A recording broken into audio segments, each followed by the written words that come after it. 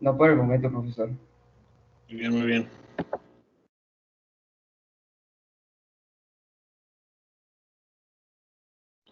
Bueno, voy a empezar. De esto no tengo una presentación, probablemente voy a exponer algunas partes así en base a la lectura, algunos por ahí apuntes de la lectura.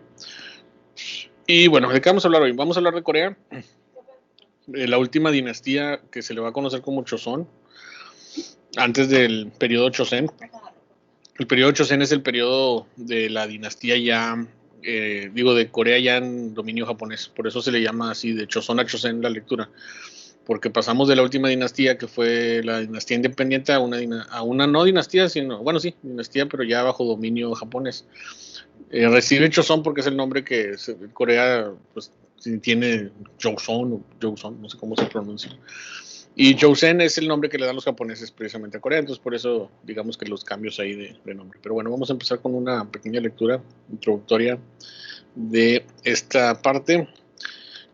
Y introductoria porque precisamente la primera parte de esta lectura habla un poco de resumen de lo que vimos de la Corea el semestre pasado. Entonces por eso quería iniciar con eso. Y bueno, dice, en el capítulo anterior se ha explicado a lo largo el proceso de formación cultural de la nación coreana, que comprende la presencia desde épocas tempranas de distintos grupos tribales. Paulatinamente estos grupos fueron fusionándose hasta empezar a constituir los estados primigenios del siglo IV al X, que formaron los tres reinos, el reino unificado de Silla, en 676 y la hegemonía política de la dinastía Goryeo a partir de 918. La primera demarca el control territorial del reino de Silla y la segunda anuncia la unificación política. Dicho de otra manera, Silla representó el momento en el que el pueblo coreano empezó a vivir en un mismo espacio físico, mientras que Goryeo simbolizó el comienzo de una naciente identidad étnica que habría de perfilarse más claramente durante el periodo de la dinastía Joseon, de 1393 a 1910. Estos antecedentes permiten iniciar el presente capítulo, ya que constituyen dos etapas significativas del proceso de unificación sociopolítica en la península coreana. Es que prácticamente, si se fijan, las dinastías coreanas han sido simplificadas, ¿no? El periodo previo, el periodo de los tres reinos, Silla, Goryeo y Joseon, o sea, son las únicas dinastías que ha habido. ¿Por qué? ¿Por qué, digamos, hay tan pocas dinastías en Corea y muchas en China? Yo creo que mucho tiene que ver precisamente la estabilidad del poder en Corea. Las familias que han gobernado Corea lo han hecho bajo la protección de China o bajo una, digamos, simbiosis entre también la protección de China y su propia independencia. Yo recuerdo haber llevado un diplomado de historia coreana hace tiempo con un especialista que trajo la universidad, precisamente el Departamento de Estudios Asiáticos, y él decía que a veces a Corea la subestimamos porque pensamos que ha sido un pueblo que ha estado bajo dominio primero de China y luego de Japón. Pero hay que reconocer que a pesar de ese dominio, los coreanos han logrado, ¿cómo decirlo? Ser independientes, o sea, mantenerse al margen del control total de estos países. O sea, sí han estado bajo control, han sido tributarios, pero no control total. Y eso creo que es importante entenderlo. Dice aquí, el recorrido que sigue este prolongado itinerario transita por varias estaciones, de ellas las más señaladas son el auge y el ocaso del clan Yi, la consolidación de la ideología confuciana como fuente y sostén de un estado burocrático de carácter jerárquico, incorporado el sistema de relaciones tributarias impuesto a China por sus vecinos, la formación de estructuras económicas y sociales rígidas que fijaron una marcada diferencia entre los distintos estamentos sociales y la recurrencia de las invasiones externas que animó la formación de una incipiente conciencia nacional, lo que con altibajos generó la capacidad de repeler las irrupciones, empero las presiones extranjeras durante la segunda mitad del siglo XIX y provocaron una desestabilización política, la cual aceleró el deterioro de la economía, con sus concomitantes repercusiones sociales. Las distintas fuerzas sociales adoptaron entre sí posiciones encontradas ante la amenaza externa y esta dispersión acabó por bloquear la construcción de un frente nacional unificado capaz de resistir la intromisión extranjera. Estas condiciones hicieron más sostenible la debilidad gubernamental. ¿Qué es lo que vamos a ver? O sea, lo que vamos a ver precisamente hoy es qué hemos estado viendo con China. Bueno, cómo precisamente China cedió ante las presiones extranjeras, cómo Japón simplemente dijo me abro, y cómo Corea va a ser una especie de algo como siempre a la mitad. Sí, por una parte van a aceptar la intromisión, pero por otra parte también va a haber una resistencia por parte de la intromisión extranjera que se va a dar. Y bueno, todo empieza con este clan que va a ser llamado Clan Yi. Sí. Bueno, aquí quiero que alguien me ayude a leer. ¿Quién me ayuda a leer el primer párrafo de esta parte? Dice Clan Yi. Ya, profe. Por favor. El origen de la dinastía Joseon está ligado a la lucha de resistencia en contra de los invasores mongoles que forzaron la conversión del rey de Goryeo en vasallo del Gran Khan, luego de los ataques de 1213, mencionados en el capítulo anterior. Cuando el dominio de los mongoles empezó su declive y en China se dio la recuperación del poder por parte de la dinastía Ming, este cambio dinástico tuvo un efecto favorable entre el círculo de los letrados leales a la monarquía coreana, quienes vieron en este acontecimiento la oportunidad de poder contrarrestar la influencia política que hasta ese momento había tenido el budismo. Su fundador, un hábil general que combatió a los mongoles, encabezó en 1392 una revuelta que destronó al rey y lo reemplazó por otro. Este fue el primer paso de una estrategia que lo llevó a proclamarse como el fundador de una nueva dinastía y paulatinamente fue ocupando los espacios del poder político, militar y económico. Hasta ahí tantito. Entonces, para variar, vamos a empezar nuestra, digamos, discusión sobre la dinastía Joseon, el clan Yi, como se le va a también llamar. Los dos nombres son correctos. El nombre de Joseon pues tiene que ver precisamente con el nombre de la dinastía que se le da por el país. Y Yi, clan Yi es porque es la familia, sobre todo por su fundador que va a ser Yi Song-ye. Y empezamos esto donde prácticamente habíamos dejado a Corea, que fue la invasión mongola. Ahí fue donde habíamos dejado a Corea la última vez. Y la invasión mongola, si se acuerdan, había sido importante por muchas razones, de eso ya no hay que volver a hablar. Lo que sí hay que decir es cómo terminó, que terminó precisamente sobre todo en China, con la, digamos, resistencia de los Ming, y cómo precisamente fueron expulsando a los mongoles. Obviamente la derrota japonesa también tuvo que ver. Y en el caso de Corea, pues ellos aprovecharon la derrota de los mongoles para ellos reconquistar su territorio, porque también estaban ahí presentes, expulsarlos. Y bueno, aquí no sé si recuerdan, nada más que el problema fue que cuando los mongoles se fueron, los Ming se quedaron, y entonces también tuvieron que luchar contra ellos,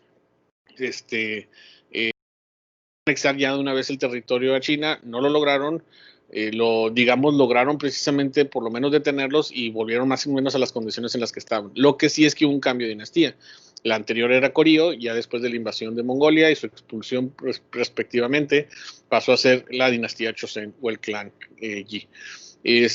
Yo leo lo que sigue, dice, la figura de Yi presenta el ascenso de un nuevo tipo de grupo social surgido de las filas del ejército y no de los grandes linajes que a la postre acabaron fusionándose. Que eso es la cuestión aquí. ¿En qué era diferente este clan? ¿En qué era diferente esta dinastía de las anteriores? Que este era un clan militar, ¿no? Los anteriores habían sido prácticamente letrados o grupos de la nobleza, muy similar a lo que precisamente se había establecido en China.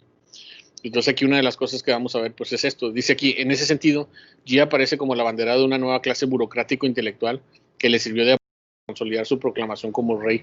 La nueva dinastía fue denominada con el nombre más antiguo del estado establecido en la península coreana, el reino de Joseon, y por eso el nombre de Joseon, porque precisamente era como un homenaje al primer reino, el de Joseon, que es precisamente como va a ser llamado Corea. Este acto y la fundación de la nueva capital en Hanyang, actual Seúl, simbolizan la transición hacia una nueva era en la cual Seúl sería el espejo en el que se esperaba servir a reflejar la gloria de la dinastía desde entonces hasta nuestros días. Esta ciudad ha sido el centro político, económico y cultural de Corea. O sea, fíjense, qué tan importante es Seúl, qué tan importante a partir de este momento se establece Corea como Corea, ¿sí? Que en ese sentido precisamente hay una estabilidad que hasta nuestros días sigue siendo la misma capital, sigue prácticamente siendo el mismo nombre del país. O sea, mientras aquí se establece una dinastía que va a perdurar hasta pues la invasión japonesa que vamos a ver, los chinos van a tener dos dinastías, por ejemplo, ¿no? Van a tener los Ming y los Manchú. Sí, y aquí Corea se va a establecer igual. Por eso les digo, no sé si con eso logran apreciar la diferencia entre Corea y China. Corea, por ejemplo, va a tener pocas dinastías porque las dinastías que llegan van a establecer el poder muy sólido. En cambio, en China siempre había un vaivén que hacía que llegaran nuevas familias y nuevos atentados del poder. Bueno, entre 1392 y 1910 se sucedieron en el trono 27 soberanos que ocuparon el reino de Joseon. Fíjense, ese dato me gusta, para que vean qué tan estable es la dinastía. Entre 1392 y 1910, ¿cuántos siglos les gusta? No sé, 5 más, no, hombre. ¿Cuántos? 5, 6, 7, sí, unos 5 siglos, un poquito más. Se sucedieron al trono 27 soberanos. O sea, en todos esos siglos, en todos esos años, solamente hubo 27 soberanos. O sea, no sé si proporcionalmente se dan cuenta que es muy poco, ¿sí? Porque precisamente estamos hablando de que entonces no fueron tantos los líderes que había Y eso que nos dice que hayan sido pocos líderes, que, o sea, que pocos tuvieron que precisamente sufrir destronamientos o rebeliones que los llevaran precisamente a abdicar. Dice, hubo 27 soberanos que ocuparon el título de reino de Chosón con el título de rey, que a excepción de los dos últimos, la dinastía dio inicio con el reinado fundador de Taejo, el gran ancestro, y su final llegó con los reinos de Koujong, quien abdicó a favor del hijo Suzhong. En el primero adoptó a finales del siglo XIX el título de emperador, y sin embargo, debido al despacho de una misión secreta que denunciará en la Conferencia de la Paz de La Haya de 1907 las maniobras de los japoneses en contra de su país, estos los forzaron a abdicar y su sucesor fue finalmente dispuesto luego de la firma del Tratado de Anexión a Japón en 1910, que es cuando vamos a terminar lo de hoy. Entonces, si se fijan, de entre 1392 y 1910, que es el periodo que precisamente va a durar esta dinastía, hubo 27 soberanos. O sea, 27 soberanos, y ya hasta ahí después los japoneses son los que van a determinar lo que viene, y pues eso es una principal característica de este momento. El otro, precisamente, la otra, digamos, característica de este periodo es que va a haber un regreso al confucianismo. Bueno, ¿quién me ayuda a leer aquí donde dice el confucianismo coreano? En el primer párrafo.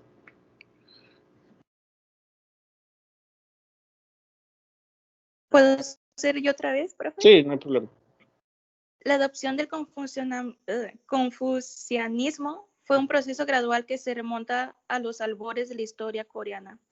Empero, el advenimiento de la dinastía Joseon dio impulso a la adopción de la versión neoconfuciana propuesta por Chu Xi en China, que establecía preceptos para la renovación social y política.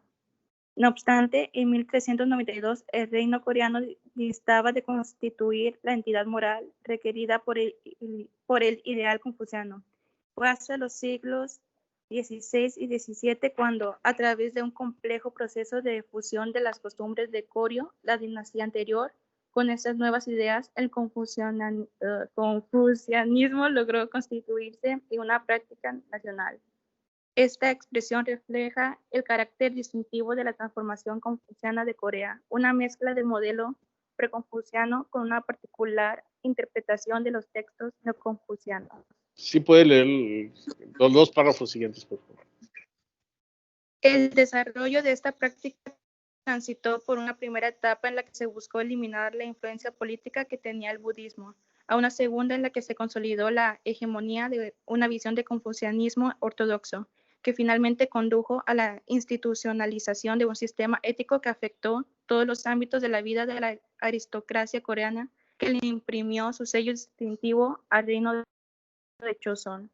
Así, la idea de una gran familia jerárquicamente organizada bajo una red de relaciones recíprocas de deberes y obligaciones entre cada uno de sus miembros se proyectó hacia la construcción de un Estado confuciano que duró 500 años, durante los cuales el rey fue siempre considerado como el padre del Estado. En este sentido, la concepción de esta idea de la familia extendida, propugnada por la ideología confuciana, regía la sociedad. Alguna manera podía incluir. ¿Dónde? Acá en la parte izquierda. Sí, una disculpa. No solo internamente, sino que también incluía las relaciones políticas con las naciones vecinas.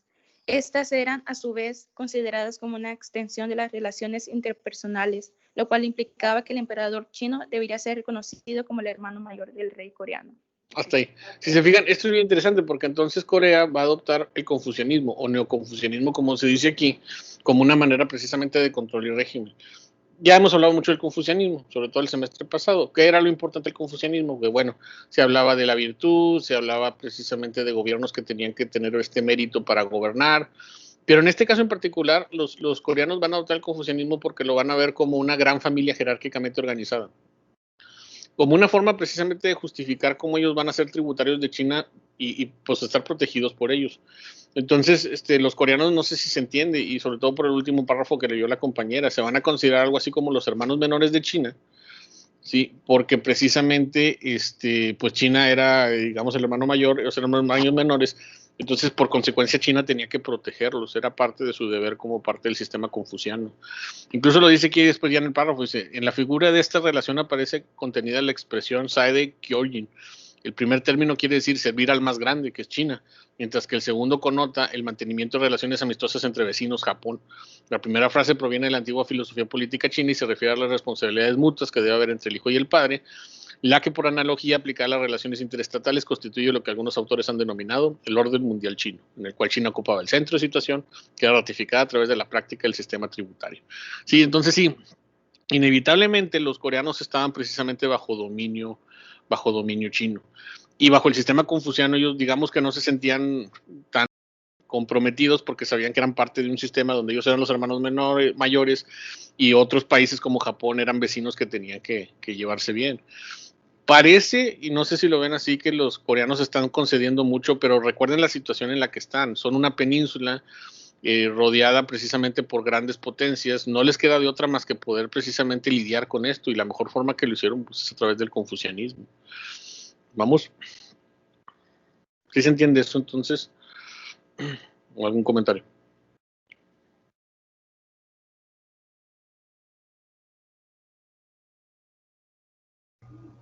Sí, sí se entiende, profesor. Ok, gracias Juan Antonio. Ok, entonces, ¿qué continúa con esto? Continúa precisamente que ahora, ¿cómo eran las estructuras y las relaciones? Ahí les va.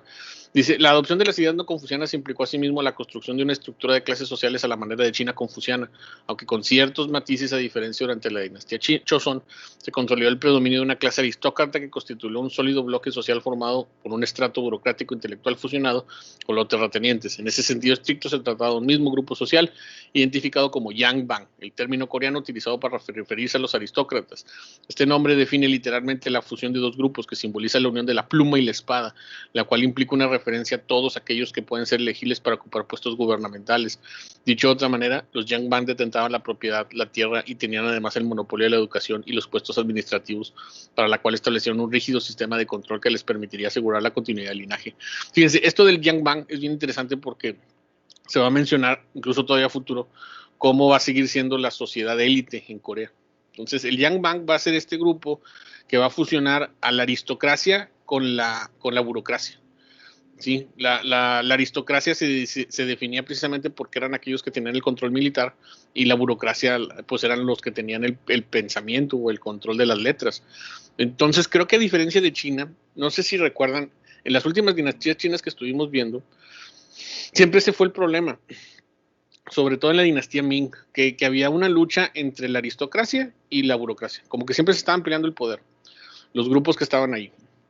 Ya incluso le metemos un tercero, si se acuerdan que eran los eunucos, eran los burócratas confucianos, los nobles y la corte, y los eunucos, siempre estaban detentando el poder. Aquí hay otra razón por la cual los coreanos van a ser tan estables en su gobierno, porque ahí no va a haber esa ruptura. En vez de ruptura va a haber una unión, y esa unión se va a llamar el Yangbang. Burocracia y nobleza van a estar unidos en uno solo. ¿Sí? Y eso se va a llamar Yangbang.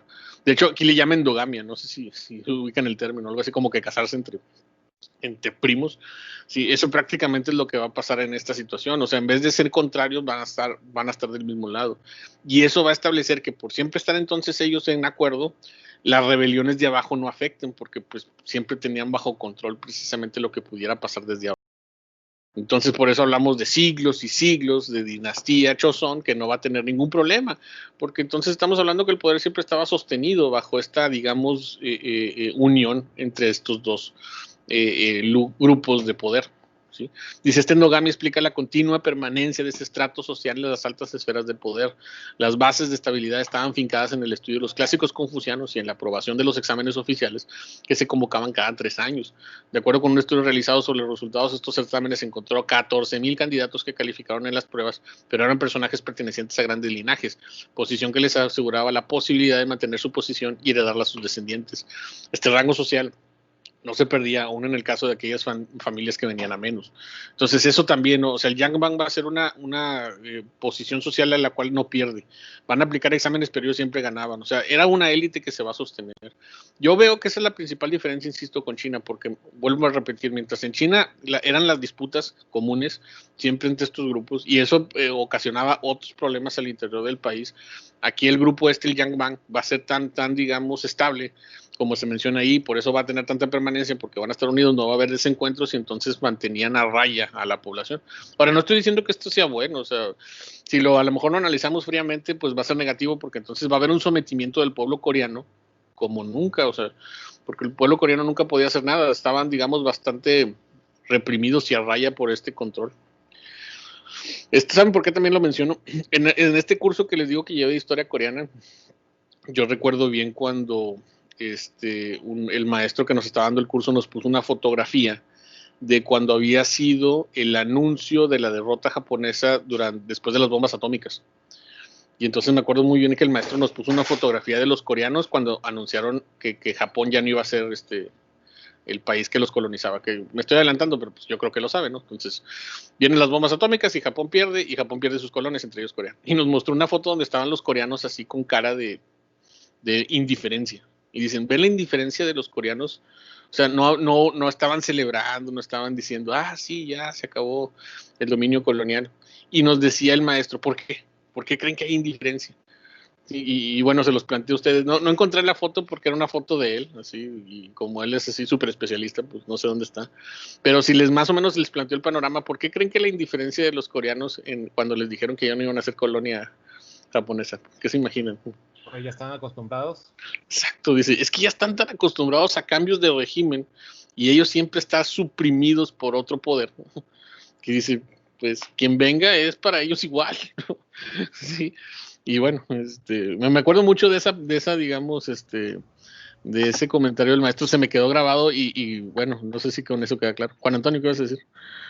Debe ser muy triste que un país con mucho potencial esté acostumbrado de que, bueno, el que sigue, el que nos domine, pero ya que el que sigue. Debe ser muy triste. Sí. Ahora, sí, dime, perdón si te corté la idea, ¿qué más? Y ahora que Corea ya está explotando por sí sola, ya me imagino el tipo de pensamiento que deben tener ahora los coreanos, que ahora tienen como una autonomía y un cierto poder creciente en estos momentos. Ya me imagino su pensamiento, cómo deben pensar. Y los diferentes modos de pensar de entre los ancianos y los futuros jóvenes emprendedores coreanos. Ajá. Sí, de hecho creo que sí les comenté alguna vez esta anécdota. Yo les di un clase a un grupo de coreanos, historia de México. Y sí, yo creo que la comenté porque la comento mucho y es una de las experiencias que creo que me voy a llevar a la tumba. Primero, esa clase que fue súper rara, imagínense dar la historia de México como a 25 chavos coreanos. Si es raro dar la historia de Corea a mexicanos, imagínense dar la historia de México a coreanos. Y sí les comenté que una chava no entendía la colonización mexicana, ¿sí? Dice, es que, y me pregunta, profe, cuando estábamos hablando de la colonización de México y de la explotación de plata y oro que había por parte de los españoles, ¿por qué, me dice ella, si había tanto oro y plata en México? Dice, no repartieron una parte para los españoles y otra parte para los indígenas. Sí, ¿qué les hubieran dicho ustedes? ¿Qué les hubieran contestado? No, hombre. Cosita. Sí, así como que te da ternura, ¿verdad? Me pareció bien raro ese comentario, bien raro. Demuestra cómo la explotación funciona en diferentes hemisferios del mundo. O sea, a nosotros es conquista total, Sí. obediencia total. A ellos es obediencia total, pero con cierta recompensa, como que amarras al perro, pero de vez en cuando le das un hueso. Con ciertas concesiones, exacto, sí, muy de acuerdo, Alfonso, y es eso, y sobre todo por el comentario de Juan Antonio, dice, es que pobrecitos ellos, pues sí, pero también hay que entender algo, las colonizaciones que ha tenido Corea no han sido como la colonización que tuvo México, y perdón si pongo de victimista, pero pues es la realidad, México tuvo una colonización agresiva, violenta, de exterminio, de explotación, de imposición de una cultura totalmente extranjera sobre el país, ¿verdad? Sobre el territorio. Estoy hablando desde ese pasado, no estoy diciendo que sea nuestro caso, estoy hablando del pasado de México, pero eso transformó entonces radicalmente la situación étnica, social, cultural de México. Y en cambio Corea, sí, digo, porque sí, han estado sometidos, pero han sido sometimientos en los que ellos han sabido lidiar con sus colonizadores o opresores o tributarios, como le queramos llamar. Nunca han tenido una transformación tan radical. Entonces, por eso, lo que dice Alfonso, y yo también estoy de acuerdo con eso, por eso su pregunta era tan así como, ¿en serio? O sea, así es como tú piensas que es una colonización, porque así han sido en una u otra manera las colonizaciones que han tenido los coreanos. Cuando veamos, por ejemplo, ahorita la colonización japonesa, se van a dar cuenta que fue así o tal vez incluso más se dieron más, porque recuerden que la colonización ya en tiempos del siglo XIX, el imperialismo, no era la misma forma de colonización que en el siglo XVI como con la que hicieron España y Portugal. Eran colonizaciones que precisamente buscaban más crear puntos de mercado, de comercio y de entendimiento, como lo que pasó precisamente con las guerras del opio o lo que pasó con los barcos negros en Japón. Y en el caso coreano también pasó igual. Aunque sí hubo guerras y sí hubo, pero bueno, pero ya hablamos de eso, ¿no? Aún así, Inglaterra no se quedó con toda China, nada más se quedó con Hong Kong. Y en ese sentido, precisamente, de las cosas es como vemos que los coreanos han tenido experiencias de colonización distintos. Y les digo, esa pregunta que me hizo la compañera, me la voy a llevar la compañera coreana. Y todavía recuerdo su cara de así, de que, ¿pero por qué? O sea, ¿por qué no hubo una, digamos, una colonización menos agresiva? Y yo neta no sabía qué responderle. Ya no me acuerdo qué le respondí. pero no sé si con esto entonces se explique. Y sobre todo por eso, cómo entonces los coreanos han estado bajo formas de dominio y control distintos. Nosotros cuando escuchamos colonización, casi nos asustamos y nos metemos debajo de una mesa. En otros países las colonizaciones han sido distintas. ¿Sí? De hecho, lo que pasó ahora, la discusión que tuvimos el lunes, ¿se acuerdan? ¿Sí? Yo estoy, de hecho, con eso, y ahorita lo estaba platicando con mi grupo de primer semestre, que todas estas interpretaciones tan digamos, radicales que ha habido de la colonización y del 12 de octubre, responden más a la situación de ahorita que otra cosa, porque yo les comentaba ahorita a mis alumnos de primero, y no sé si a ustedes les tocó, yo tuve asueto el 12 de octubre, o sea, yo no fui a clases el 12 de octubre, y ustedes sí, porque hemos pasado precisamente de que sea una celebración o no, pero tiene que ver con las condiciones actuales, en que las economías son tan agresivas, que cuando recordamos colonización siglo XVI, pensamos en colonización ahorita, o sea, tenemos miedo. Tenemos miedo por las implicaciones que eso tiene, ¿no? Y en el caso precisamente de Corea, pues ahorita están haciendo una semicolonización corporativa, ¿no? Con estas empresas que ponen.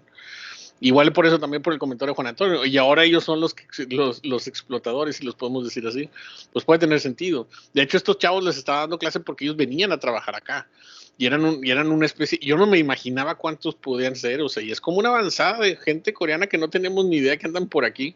Bueno, sí tenemos idea porque yo creo que se los han visto por ahí, pero que bueno, o sea, sí están ocupando otros lugares y demás, pero insisto, porque bajo su óptica, pues no es algo tan negativo, pero nosotros escuchamos colonia y vemos un extranjero, sí, y lo vemos trabajar aquí, y luego sacamos las armas, ¿no? Y nuestros discursos así radicales y de izquierda. Hay que expulsar a los coreanos. ¿Hay que qué? Expulsar a los coreanos. Hay que expulsar a los coreanos y a los sudamericanos. Hay que sacar a Kia del país. Hay que sacar aquí a... Oiga, por cierto, una pregunta. ¿Cuándo llegó la Kia aquí a Monterrey? Ay, ¿qué fue? En el 2000... ¿Qué fue cuando con Rodrigo Medina, no? Sí, fue con Rodrigo Medina. 2010, 2015. 2010 por ahí, sí, más o menos. No lleva tanto. Bueno, no lleva tanto. Y bueno, y hay una que eliminar cosa, a Pescorea. Y otra cosa es segura, no son los primeros coreanos que llegaban. Antes llegaban mucho a Cadereyta porque iban a la refinería. Solamente que la diferencia es que ahora ya están empezando a establecer empresas propias. Y por ejemplo, lo que pasa en pesquería, no sé si se fijan, o sea, ese lugar está siendo colonizado, o le llamamos mejor habitado por coreanos, en el hecho que ya hay tiendas coreanas, anuncios coreanos. A mí me llamó mucho la atención que en la última elección ya incluso los políticos ponían anuncios en coreano ahí en pesquería porque sabían que ya son votos, ¿sí? No sé si vieron esos anuncios del PAN y del PRI, así de que en coreano, de que no puede ser, o sea, no me lo decía así como, sí, que pues, no, el fenómeno que representan, porque eso de ponerse así xenofóbico, no ayuda mucho tampoco al caso. ¿Qué dices tú? ¿Qué ibas a decir, Juan Antonio? Nunca me he topado con un anuncio de PRI en coreano. Yo sí vi un anuncio del PAN en coreano, o sea, del partido, sí. Yo sí lo vi. Me recuerda al barrio chino de Nueva York, o los barrios chinos de Estados Unidos. No te vayas tan lejos, aquí amigo tenemos de esos. Sí, también hay barrios chinos. Vete a sí. Michoacán, Hombre, vete a Colegio Civil. Sí. No, pero yo me refería a los estados que están más del Pacífico, ahí la presencia china es muy fuerte. No, sí, tienes razón. En el Pacífico la presencia china es muy fuerte, pero ahí es histórica, porque tiene que ver precisamente cuando en el siglo XIX, después de las guerras del opio y después precisamente de la caída de la dinastía, que en el siglo XX muchos chinos llegaron precisamente a California, buscando precisamente aprovecharse de las vetas de oro, y luego no lo encontraron y se vinieron a México, bajaron, ¿no? Así, hacia el Pacífico. Y no sé si cuando han ido al Pacífico, o alguna de las ciudades del Pacífico, o estados del Pacífico, te invitan, vamos a comer comida típica, y te llevan a comer comida china. Y tú, bueno. ¿Tacos de pollo agridulce o qué? Sí, no, comida china, sí. No sé si alguien es del Pacífico o ha ido a Sinaloa o a Sonora, y la comida típica allí es de que, sí, la comida china, yo, ¿qué pasa? Sí, pero en fin, típica en el sentido de qué es lo que consumen y llevan a la gente cuando va de fuera, ¿no? Y uno que esperaba un burrito o mínimo algunos mariscos, ¿no? No, sí, comida china. Bueno, continuamos. Entonces, no sé si se entiende. Entonces, esto del Yang Bang, para que quede claro, es precisamente la clase más acomodada, más política. Después le siguen otras. Dice, aquí el Boiler dice, en el sentido reviste una cierta analogía con el llamado sistema Fengjian de China. Bueno, eso es parte de lo mismo. Luego le siguen otras porque ya se mencionan, por ejemplo, otras clases, digamos, pues ya las de abajo, que pues son las que menos, digamos, tienen repercusiones. Dice aquí, los campesinos, al igual que los aristócratas, también tienen un fuerte sentido de pertenencia a un clan, pero a diferencia de los primeros, los vínculos aliados manteniéndose entre ellos los dotaban de un sentido de solidaridad que les servía como mecanismo de autodefensa ante cualquier tipo de abusos, en particular los cometidos por los terratenientes Yang Bang, en sus funciones como representantes de la administración, que es lo que estamos hablando. O sea, prácticamente las clases sociales se mantuvieron estáticas, o sea, la clase Yang Bang estaba arriba y abajo estaba el resto, y eso no va a cambiar por siglos, hasta que ya empiezan los problemas. Y aquí es donde pasamos precisamente a las invasiones coreanas, a las invasiones japonesas. ¿Qué estuvimos hablando? Bueno, que ahí es donde hay que hacer un recuento. ¿Por qué Japón se aventuró a invadir Corea? Y ahí recordamos un poquito las clases anteriores. Porque Hideyoshi, después de que unificó Japón, recuerden que como que le ganó la ambición y dijo, pues sí, vámonos a lanzarnos contra Corea. Y aquí es donde vamos a ver la versión de los coreanos de cómo fue esa invasión. Pero no sé si alguien me ayuda a leer, donde dice aquí, invasiones externas y decadencia del sistema dinástico. A ver, aunque sea. ¿Quién me ayuda a leer? Yo lo hago. Ok. ¿Me puede aumentar un poquito? Es que no puedo ver bien. Voy. Ok. A lo largo de su existencia histórica, Corea ha sido tierra de paso de múltiples invasiones externas. Según se ha apuntado, Ji Taejo, o Taeyo, el fundador de la dinastía Joseon, fue un combatiente contra los mongoles. Más adelante, durante el reinado de Seoyong, surgieron algunos incidentes que no representaron mayor problema. Sin embargo, a finales del siglo XVI, tuvieron lugar entre 1592 y 1597 dos invasiones militares conducidas por Toyotomi Hideyoshi, uno de los caudillos militares japoneses que luchó para lograr la unificación política del Japón feudal. Las que aparecen registradas en los anales de la historia coreana con el nombre de Imjin-Weran, la invasión de los bandidos japoneses en el año del dragón del agua, qué buen nombre, y en la historiografía japonesa como Yakimono Senso, guerra de la cerámica, no tan chido, nombre que se refiere a la introducción de las técnicas de producción de cerámica japonesa por un grupo de ceramistas coreanos que fueron traídos a este país prisioneros de guerra. Hailey 200. Ahí está, es la cita. Entonces, eso no se fija, en este párrafo es interesante porque entonces nos habla que las invasiones japonesas van a ser muy importantes. Y es bastante interesante, es algo que incluso no vemos en el texto de Japón, por ejemplo, y los nombres, ahorita no sé, Alfonso le llamó la atención y tiene sentido que le llame la atención, porque mientras para los japoneses, si se fijan, van a ser la guerra de la cerámica, porque así le llamaban, para los coreanos las invasiones japonesas van a ser bien importantes, porque fueron como que también su primer triunfo contra un país extranjero, aunque no era así de todo, porque son japoneses y son conocidos, pero sí lo tomaron como un triunfo muy importante porque los japoneses iban con todo. ¿Y cómo le van a llamar los coreanos precisamente a esta guerra? La invasión de los bandidos japoneses en el año del dragón del agua. O sea, es algo así que dices tú, wow. Sí, yo estoy de acuerdo con que también es un nombre bien, bien interesante. Y bueno, y aquí leo yo en adelante, porque hay cosas que vienen en cada guerra. En la opinión de algunos autores, Toyotomi estaba al tanto de las intrigas placiegas en la corte de Chozón. Este hecho le permitió pensar que podía fácilmente tener éxito en atacar Corea como un primer paso para avanzar después sobre China. Y en la primavera de 1592 se desembarcaron por sorpresa, fíjense la cantidad de japoneses que llegaron, 158,000 japoneses en el puerto de Pusan, ¿sí? Pusan, no sé si lo ubican, es la, creo que aquí tengo un mapa, un mapa, esto es mapa de este mapa. Es la parte más al sur de precisamente Corea. Está por aquí. Bueno, no, creo que tengo otro mapa donde sí se ve. Les voy a poner un mapa de la guerra de Corea, pero ahí creo que se ve Pusan. ¿Sí lo ven Pusan? Ahí está. Pusan. Sí. Ah, pues no sé si han visto una película coreana que se llama El último tren a Pusan.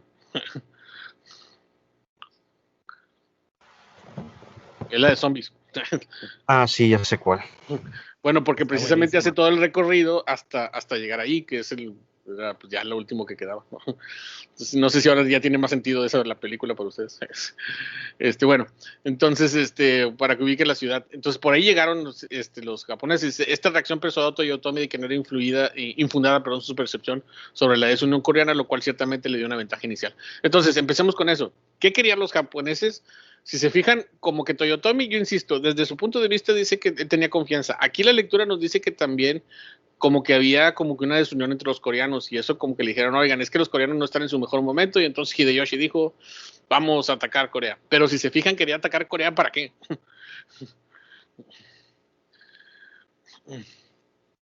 ¿Qué dice aquí? Creo que para tener un puente a China o... Sí, o sea, como que Corea era importante, pero más importante era China. Entonces siento que la invasión por parte de los japoneses era, invadimos Corea, nos apropiamos de ella y luego creamos un puente para llegar a China. O sea, como que era su principal propósito. O sea, la verdad es que siento que Hideyoshi fue bastante ambicioso. Yo sé que los japoneses vienen de una unión imposible entre los clanes que parece que no se había logrado. Ellos se creían los mejores guerreros del mundo porque derrotaron a los mongoles. Pero siento que esto fue como que un golpe de humildad, no sé si me explico, o sea. Ya después se van a dar cuenta, pues que no eran tan poderosos. De hecho, voy a adelantar un poco a lo que dice. Dice, el rey Sonju y algunos miembros de su corte buscaron refugio en el norte de la península, en la frontera con China, la única zona libre de control japonés, y pidió ayuda al emperador chino. El gobierno Ming se mostró reticente a petición y solo después de haber despachado un grupo de oficiales chinos a que constara la gravedad de la situación, envió un ejército finalmente en enero de 1593, donde logró liberar Pyongyang, porque hasta allá llegaron los japoneses, hasta Pyongyang. Y no sé si ubican dónde está Pyongyang y desde Pusan cómo llegaron. Déjenme les muestro. Pyongyang está aquí, ¿lo ven? Y Pusan está aquí. O sea, los 158,000 japoneses llegaron y casi le dio pavor a los coreanos. O sea, estuvieron a qué les gusta, a una nada, ¿sí? De conquistarlos. Y entonces por eso fue que precisamente los coreanos dijeron, no, pues hay que hablarle a China. Los chinos dijeron, no te quiero ayudar. Los chinos enviaron gente, bueno, vayan y vean cómo está el asunto. Los chinos dijeron, oigan, el asunto está grave, ¿sí? Y entonces los chinos enviaron gente y, bueno, dice, este triunfo reavivó el ánimo de los coreanos y un esfuerzo conjunto de Yangbang, campesinos y esclavos, al mando del almirante Yi Sun-sin, derrotaron a las tropas japonesas en las batallas de Hangul, Ryojin, Shinju y Hansan, acciones que forzaron la evacuación del ejército japonés. Y este personaje, Yi Sun-sin, se convirtió en así como en héroe nacional, ¿sí? Porque pues logró derrotar al poderoso ejército de samuráis japoneses que querían derrotar a los coreanos y pues no lo lograron. A ver. ¿Quién está hablando por ahí? ¿O es un perro? Sí, ¿cómo ven? Entonces, los japoneses perdieron. Los japoneses lograron entrar así como si nada. No, sí hubo, bueno, si quieren ya después lean la lectura, o sea, sí fue una batalla intensa entre japoneses. Dice que hubo medidas de todo tipo. Bueno, si quieren leo. Dice, la información obtenida está lejos de ser la más adecuada. Bueno, no tendré que ver esta teoría de la historia. Aarón, silencio. Aarón, el micrófono, Aarón. Dice, la información obtenida estaba lejos de ser la más adecuada porque solamente se limitaba a hacer un recuento de los pertrechos con que se contaba y no hacía mención sobre algunas sobre fortificaciones y otras medidas estratégicas necesarias para repeler un ataque. Asimismo, estos militares parecieron no percatarse de la superioridad numérica de las tropas japonesas y del arsenal con que éstas contaban, la cual incluían armas de fuego, un avance tecnológico que había sido introducido en Japón ¿se acuerdan? Por los jesuitas en 1593. O sea, ¿qué dice aquí? Que no se sabe exactamente cómo fue que avanzaron, pero lo hicieron. Como que los coreanos menospreciaron al número de japoneses y, insisto, los japoneses a lo mejor no eran los japoneses más avanzados de su tiempo, pero seguían siendo samuráis y con armas y con armas de fuego, ¿no? Entonces, pues creo que fue eso, ¿no? Si puede haber una respuesta, es los coreanos no pensaron que llegaran tan lejos. Llegaron tan lejos y ahí fue cuando, ¿qué estamos diciendo? Le hablaron a papá China, oigan, llegaron los japoneses, ayúdenos, y pues ya, los derrotaron. Primera derrota. Sí, porque recuerden que son dos, ¿no? Y luego viene una segunda invasión. ¿Quién lee aquí donde dice una segunda invasión? No sé si alcanza a leer. Alguien que pueda alcanzar, o la compañera que nos ayude a leer, porque a lo mejor ella tiene mejor. ¿Quieres que vuelva a leer yo? Ok. Bueno, déjame ponerme los lentes. Ahí está. Una segunda invasión fue emprendida por un ejército de 141.500. 141.500 efectivos japoneses en 1597. Esta vez el objetivo de Toyotomi se centraba solo en Corea, olvidando su propósito de conquistar China, cuya capacidad de respuesta en favor del reino de Joseon le hizo comprender su inviabilidad. En consecuencia, el avance de sus tropas se circunscribió a las provincias sureñas de Gyeongsang, Chola y Chungcheong, en atención al interés de algunos de sus generales de que la conquista se concentrara en esta región, para que una vez conseguida la victoria entre estos territorios fuera convertidos en provincia japonesa. ¿Le continúo? Sí, por favor más. De nuevo, el desánimo y la falta de confianza cundieron entre los coreanos, quienes demandaban que el almirante Ji Sun-sin asumiera el mando de la defensa. Esta fue liberado de la prisión en el que se encontraba cumpliendo una condena injusta. Víctima de un acto de injusticia perpetrado por uno de sus colegas, Ji recurrió a los famosos barcos tortugas, uno de los primeros acorazados, amén de una innovación tecnológica para su tiempo. Esta arma le permitió diezmar a la armada japonesa. La ya inminente derrota se aceleró después de que Toyotomi Hideyoshi cayera enfermo y abandonara Corea para ir a morir en Japón. Ji Yun-sin persiguió a las naves japonesas hasta sus costas y en esta acción perdió la vida. Hasta ahí. ¿Cómo ven esa segunda invasión? En la segunda invasión, ¿qué dijeron los coreanos? ¿Qué dijeron los japoneses? Ya no nos vamos contra el mundo, solo contra Corea. ¿Por qué se imaginan eso? Como que se les bajó los humos o como que su ego dijo, chinga, ¿sí pudieron cómo? De hecho, yo quería hablar de esto. Yo vi a principios de la cuarentena una película coreana que trata del almirante Ji. Sí, hay una película de eso. Está muy buena y habla de eso, de que él llegó Hideyoshi, ya lo mostraron como un viejo ya enfermo, decrépito y amargado, que decía, solo quiero conquistar Corea antes de morir, pero no lo logró y se tuvo que retirar. Sí. Incluso ponían en esa película que fue la derrota lo que lo mató, fue el golpe de gracia. No sé, es lo que muchos dicen. Fíjate que yo he estado tratando de buscar referencias. Por ejemplo, lo que vimos, si se acuerdan, en la lectura de Japón, no está tan claro que haya sido por eso que murió. Aquí dicen que fue por eso. No sé cuál sea la versión real. No sé si los japoneses dicen que no es por eso para decir que no fue por eso. Ya saben, para decir que no fue Corea quien mató a Hideyoshi. Pero aquí, si se fijan, dan a entender bastante claro que fue eso lo que al final lo vino matando. Y pues esa película que viste creo que es coreana. Así que pues va a apoyar obviamente la versión de Corea de esta idea. Sí, pero la coreana. Sí, es coreana, entonces pues tiene que decir que fue eso. Yo lo que creo que simple y sencillamente pasó es que Hideyoshi, no sé si fue un acto de venganza, porque bueno, no vamos a permitir que Corea nos derrote, o simple y sencillamente le bajó como que a los objetivos de, bueno, mejor primero Corea y ya después pensamos en el resto. Pero definitivamente sí, la segunda fue a Corea.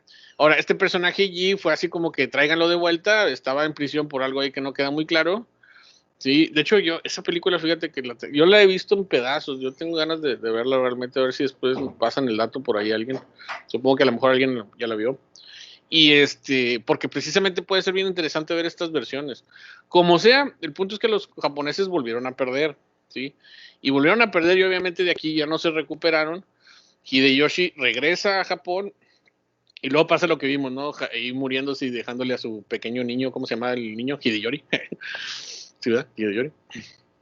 Y bueno, ya toda la bronca que hubo con precisamente Tokugawa. Y aquí es donde precisamente viene lo interesante. Dice, ¿qué fue lo que pasó? ¿Por qué al regreso de Hideyoshi, ya el nuevo shogun, que va a ser quién? Nuestro amigo Tokugawa Ieyasu, dijo, no, ya no, ahí va. Dice, por otro lado, la desaparición de Toyotomi Hideyoshi allanó el camino para que Tokugawa Ieyasu lograra el objetivo de unificar Japón, y una vez entronizado como shogun, procediera a poner en marcha su proyecto de constituir un gobierno centralizado en el Edo Bakufu. ¿Sí? Porque su sede fue Edo, el actual Tokio, cosa que ya hemos hablado. Más propiamente referido por los historiadores japoneses como Bakun Teisei, régimen del Bakufu, y en algunas fuentes anglosajonas como shogunato, que marcó el inicio de la también llamada Pax Tokugawa. ¿Se acuerdan que les había dicho? Una era de estabilidad política y social que transformó a Japón. O sea, los japoneses dijeron, de aquí en adelante, Tokugawa dijo, yo me voy a ocupar por consolidar Japón, y por varios siglos él y su familia dijeron, no voy a invadir Corea, hasta pronto, ¿sí? Que ahorita vamos a llegar a eso. Entonces quedó claro lo de estas primeras invasiones,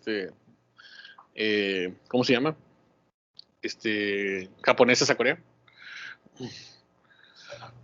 Todo por querer estar un poco de contacto y de comercio con China. Sí, o sea, es bien importante, pero no sé si se fijan, nosotros las vimos muy rápido cuando hablamos de Japón, porque sí fueron importantes, pero sobre todo el problema es que a la larga fueron más importantes para Corea por el triunfo y para Japón obviamente no por la derrota. O sea, como que los japoneses dijeron, bueno, perdimos, y después de ahí, pues pasaron muchas cosas. De hecho, yo creo que sí fue importante el final, porque a lo mejor Tokugawa no hubiera llegado. ¿Sí? A lo mejor si Hideyoshi se hubiera sostenido, hubiera sido muy difícil que Tokugawa se hubiera mantenido en el poder. Sobre todo por esta situación como se encontraba. Ya después, ya vimos toda la novela y ya la vieron ustedes, ¿no? Se queda con Hideyori, está como regente, luego crece y luego lo mata y luego ya establece la familia Tokugawa. Pero no estamos hablando de Japón, estamos hablando de Corea. Y desde Corea, no sé si se fijan, esto representó así como que el triunfo importante. Porque entonces de aquí en adelante los coreanos van a estar, digamos, bastante alertas de lo que Japón puede hacer. Pero por otra parte, los japoneses no van a ser tampoco, digamos, no van a dejar esto pasar. Y aunque pasen los siglos, porque esa gente parece que pueden tener resentimientos de siglos, sí, van a volver otra vez a intentar invadir Corea, pero ahorita vamos a ver cómo lo logran. Yo creo que por lo menos se logró una paz relativa, que les digo, aquí ya menciono muchas cosas al respecto a eso, y ahorita vamos a ver precisamente cómo al final cae la dinastía. Bueno, ¿vamos bien? ¿Alguna duda o comentario al respecto? Por el momento no. No sé, creo que al principio del semestre o hace varias semanas, alguien me dijo que si íbamos a ver esto más a detalle. No me acuerdo quién de ustedes me preguntó, y yo les dije, bueno, vamos a ver esto, no sé, digo, y pregunto porque no sé si hay alguien que tenga algún otro comentario o algo que Creo que era yo. Creo que fue tú? al final del semestre, no, el semestre pasado cuando veíamos Corea, pero de forma más mínima. Es que alguien, o no sé si fue el grupo de Asia uno que tengo ahorita, que alguien me dijo, vamos a ver lo del general Yi, la invasión de Corea, y sí, creo que fui yo. Sí, pero espérense. Creo que fui yo. Porque ya lo vimos y no sé si hay alguna otra cosa en particular, pero entonces, bueno, ahí queda. Sí, este personaje se va a hacer muy importante. Y una anécdota más. Cuando los chavos coreanos estos que les di clase, ya el último día que les di clase, me regalaron una moneda coreana y adivinen quién viene en la moneda. ¿Tokugawa? Yi Sun Si. O sea, ¿qué más te dice que eres un héroe nacional? Como en el caso de Yi, que fue el que venció a los japoneses, que venían en una moneda, recuerdo. ¿A quién tenemos nosotros en monedas? Ya nadie, ¿no? Ya las monedas acá son símbolos prehispánicos. En monedas, no sé, en billetes tenemos desde Moctezuma. Profesor, Mande, Antonio. sí tenemos alguien monedas, pero son monedas especiales. ¿No se acuerdan si en la celebración de la Revolución sacaron unas monedas especiales donde se le Venustiano Carranza, Porfirio Díaz, pero son como que ediciones limitadas o algo así? Sí, cierto. Sí, las monedas antiguas, la de que tienen los 3 ceros, sí tienen imágenes, ¿verdad? Sí. Dale, quiero una. Sí. ¿Qué ibas a decir, José Isabel? No, lo que comentó el compañero Juan, que sí hay monedas con personajes, pero son limitadas, dependiendo de lo que se cumpla. Hace poco Bueno, sí. en conmemoración del 5 de mayo, que una gesta heroica en el puerto de Veracruz, etc, etc. Sí, yo como más viejo que soy que ustedes, a mí sí me tocó, antes de este peso, que en los 90 se le llamaba el nuevo peso, las monedas antiguas tenían héroes, eh, nacionales. ¿Me escuchan? Sí, profesor. Es que de repente vi como que la pantalla como que se estaba saliendo Teams. No nos falles todavía. Danos por lo menos 20 minutos más para acabarlo de hoy. Bueno, continuamos. Entonces, bueno, esa es la anécdota que les digo porque me acuerdo muy bien. Ahí la tengo en la moneda, espero tenerla ahí, no haberla perdido porque es una moneda muy pequeña. Pero luego cuando voy viendo que es el personaje, o sea, luego me di cuenta, o sea, este tipo, vaya que fue relevante para la historia coreana. Y por ahí creo que hay una estatua y demás. Es un héroe nacional. Digo, pero bien diferente cómo se trata esta invasión a cómo la trata precisamente Japón cuando lo vimos. Si fíjense, Japón fue algo así rápido y acá los coreanos lo ven como que el mega triunfo, ¿sí? Y bueno, hasta película tiene y todo. Y el nombre está genial, ¿no? ¿Cómo es? Les voy a preguntar haciendo un examen. El nombre de la invasión de los bandidos japoneses en el año del dragón del agua.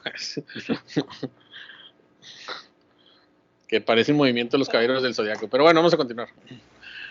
Bueno, no sé por qué, pero recuerdo esto como la batalla de Puebla o la segunda invención francesa, de que para los franceses, pues perdimos y ya. Pero para nosotros es como fiestas, suetos, estatuas y películas y 5 avenidas con el mismo nombre.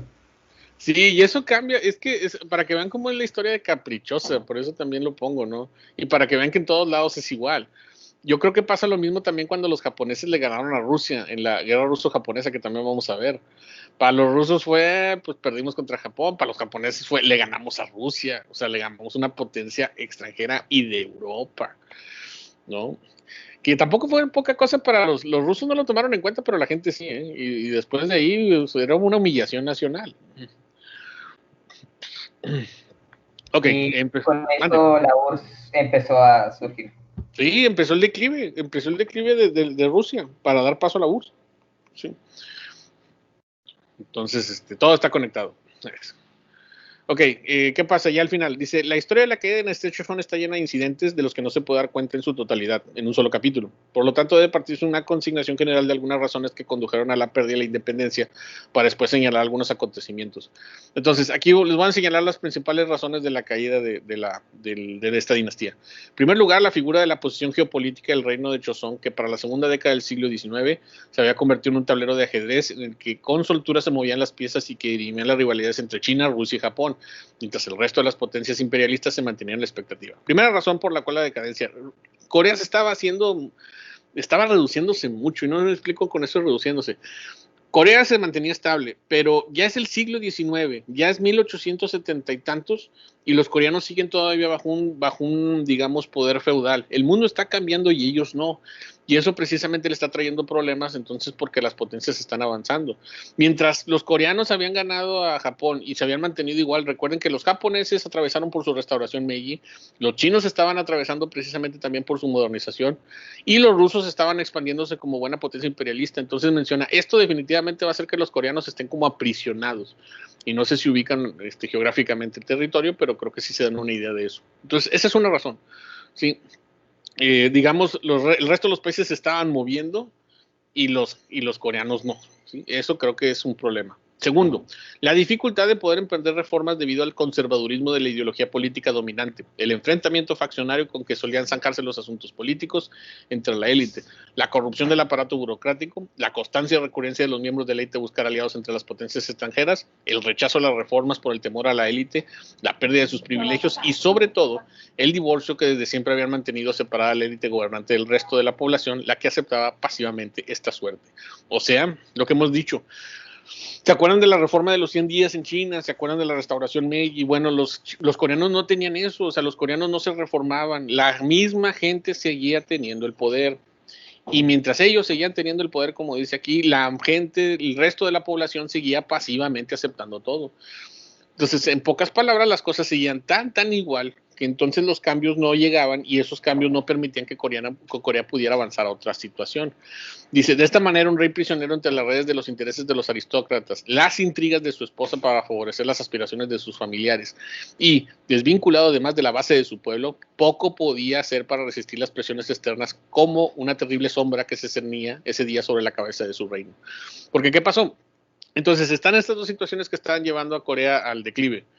Se pueden resumir en dos, como dice ahí.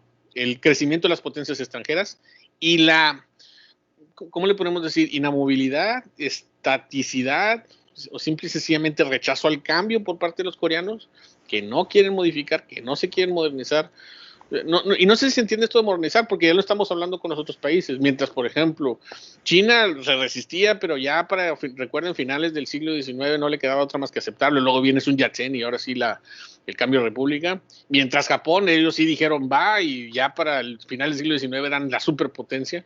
Sí, los coreanos seguían prácticamente con una dinastía totalmente conservadora. ¿Sí? Con una situación totalmente estática, o sea, prácticamente en una sociedad de privilegios feudales que no cambiaba. Obviamente esto va a traer problemas, porque entonces el principal problema es que mientras tú te mantienes al margen, los otros países van a querer verte como una especie de pastel al cual se quieren comer, ¿sí? Es como cuando se juntan y comen pizza, ¿no? ¿Quién se come la última rebanada? Pues, ¿quién se la come? Según, bueno, yo voy a citar a Sheldon de la teoría del Big, el miembro más importante del grupo se la come. Pero en realidad es el que piensa primero y la agarra. O sea, es el que tiene es el que tiene iniciativa, es el que está. El que gana ya gana. El que gana ya gana. Y obviamente va a gandallar el que pueda hacerlo, que eso también no sé si se entiende en esta analogía. Si no lo va a hacer un país que no puede y no tenga las condiciones. Entonces, no sé si me explico que ya nos estamos perfilando cuál es ese país, que es precisamente pues Japón. Sí. Vino por la venganza. Exacto, la venganza. Pero ya ahora no sé si te entiende. El Japón de Hideyoshi es muy diferente al Japón de Mitsuhito, ¿sí? Al Japón precisamente del Meiji. Sí, al Japón que precisamente vimos la clase anterior, al Japón con industria, con ferrocarriles, ¿sí? Con bigotes. Con bigotes, ¿no? Con trajes europeos, ¿no? Con Tom Cruise y todo eso. El chiste de Tom Cruise espero que se entienda. Bueno, dice en 1875, después de varios intentos frustrados, Japón logró al fin forzar la apertura de Corea a través de una acción calcada del modelo de Estados Unidos que había utilizado en su contra algunos años atrás. ¿Qué hicieron los japoneses con Corea? Lo que había hecho Estados Unidos con ellos, lo que los ingleses habían hecho con China. ¿Se acuerdan que les decía que era prácticamente así como que, bueno, pues vamos a aplicarla a nosotros? Van a llegar, van a presionar, o te abres, o nosotros precisamente incursionamos en el territorio. Pero en esta ocasión se trató de provocar un incidente militar para después exigir por la fuerza las excusas de rigor y la suscripción de un tratado del cual fue firmado en la isla de Kauai el 16 de febrero de 1876. Este tratado a su vez era una copia de los tratados desiguales que las potencias imperialistas se habían impuesto a China y Japón. ¿Se acuerdan de los tratados desiguales? ¿En qué consistían? A ver, ¿alguien? En el de toma tierras y tienes que trabajar para mí, solo para mí. Y eran estos tratados de que Inglaterra y Estados Unidos impusieron a China y a Japón, donde ellos se beneficiaban en impuestos y en mercado, precisamente a los intereses de Japón y China. ¿Sí se entiende? Es con ese tratado desigual, sobre todo el de ¿cómo se llamaba el de esta ciudad? Ay, no me acuerdo el nombre. En el que, por ejemplo, Hong Kong se queda en Inglaterra, o Inglaterra se queda con Hong Kong. Esos son los tratados desiguales. Entonces, ¿qué hicieron los japoneses? Dan de cuenta que agarraron el tratado desigual y en vez de China le pusieron Corea. No sé si me explico. ¿Se entiende? Lo absurdo que, bueno, puede resultar ser mi analogía, pero creo que se entiende. A ver. Pues sí se entiende.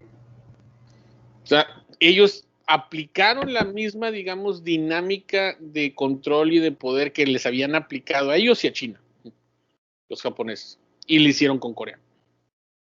¿Sí? Y de ese sentido, precisamente a partir de 1876. Ahora, esto no quiere decir que ya Corea pasa a ser de Japón, van a pasar varias cosas. Aquí lo que pasa es que Japón va a empezar progresivamente a partir de ese año a ocupar Corea, pero las cosas que vienen no van a ser mejor.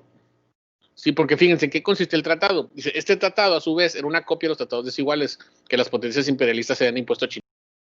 cual estipulaba el intercambio de enviados diplomáticos, la apertura de 2 puertos coreanos, además de Pusan, y el derecho de extraterritorialidad para los japoneses residentes en Corea. ¿Sí? Eso quiere decir que así como los ingleses, ¿se acuerdan? Podían estar y podían ir y venir y no pagar impuestos en China y establecer comercio, los japoneses hacían lo mismo en Corea, en la región de Pusan, que ya habíamos hablado, que es la que está más cercana a Japón. O sea, casi ellos se apropiaron de ese lugar y lo convirtieron en territorio modelo de Japón. Lo cual precisamente explica por qué Pusan, ¿sí?, es una de las ciudades más avanzadas de Corea. Sin embargo, el punto más importante del contenido del texto del tratado aparece en el artículo 1, en el que se asentaba que Corea era un estado independiente y soberano, término que curiosamente no fue objetado por China. O sea, como para precisamente decir que no era una invasión, aunque sí lo era, los japoneses decían, no, Corea es un estado independiente y soberano. Y con eso, ¿qué estaba haciendo Japón? No meterse en problemas con China.